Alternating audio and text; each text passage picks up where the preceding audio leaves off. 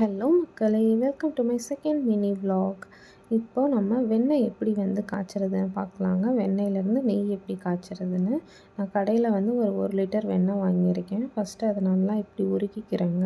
இப்படி உருக்கும்போது பாருங்கள், நல்லா இந்த மாதிரி நுரையா வரும். பாருங்கள், இந்த நுரை எல்லாத்தையுமே நம்ம எடுத்துடணும். இந்த வெண்ணெயில் இருக்கிற அழுக்கு தான் இந்த நுரை எல்லாமே. பாருங்கள், இது எல்லாமே கொஞ்சம் கொஞ்சமாக வந்து எடுத்துக்கோங்க. கொதிக்க கொதிக்க வந்து உங்களுக்கு மேலே வந்து பபிள்ஸாக வந்துக்கிட்டே இருக்கும். நல்லா வந்து இந்த மாதிரி எடுத்துடணும் ஃபுல்லாக எல்லாத்தையுமே.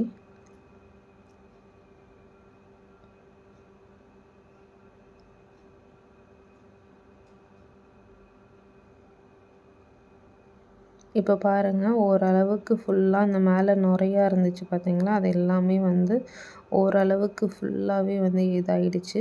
இப்போ மறுபடியும் மேலே கொஞ்சம் கொஞ்சமாக வரும் பார்த்தீங்களா, அதெல்லாமே எடுத்துடலாம். இப்போ இவ்வளோ தான் நம்ம எடுத்து வச்சுருக்கோம் அந்த 1 லிட்டர் வெண்ணெயில். அந்த தண்ணியெலாம் இருக்கும் பார்த்தீங்களா, ஏன்னா நம்ம வந்து பாலில் இருந்து தானே எடுத்து வைக்கிறோம்.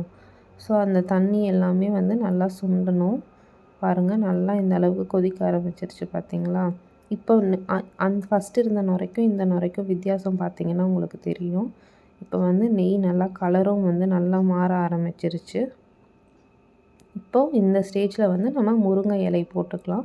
முருங்கை இலை போட்டு நெய் காய்ச்சினிங்கன்னா வந்து நல்ல மணமாகவும் இருக்கும். நல்ல சத்தும், அந்த முருங்கை இலையில் இருக்க சத்தும் கொஞ்சம் உங்களுக்கு வந்து நெய்யில் இறங்குங்க. நல்ல சூப்பராக இருக்கும். நெய் வந்து வாசமாகவும் இருக்கும். அவ்வளோதான். இந்த முருங்கை இலை போட்டுட்டு நீங்கள் ஆஃப் பண்ணிவிடுங்க அடுப்பை. இப்படி இருக்கணுங்க நெய். நல்லா இந்த கலர் வந்தால் போதும், ஆஃப் பண்ணிவிடுங்க. அதுக்கு மேலே விட்டிங்கன்னா கருகி போயிடும். இப்போ இது நல்லா வந்து கூல் ஆகட்டும். நல்லா கூல் ஆனாட்டும் நல்லா ஒரு ஏர்டைட் கண்டெய்னரில் வந்து தண்ணி படாமல் போட்டு வச்சிடலாம். கூல் ஆனதும் பார்க்கலாம். 2000 years later.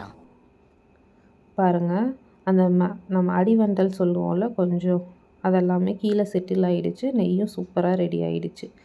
அவ்வளோதாங்க, நம்மளை வீட்டிலையே காய்ச்சின நெய் ரெடி.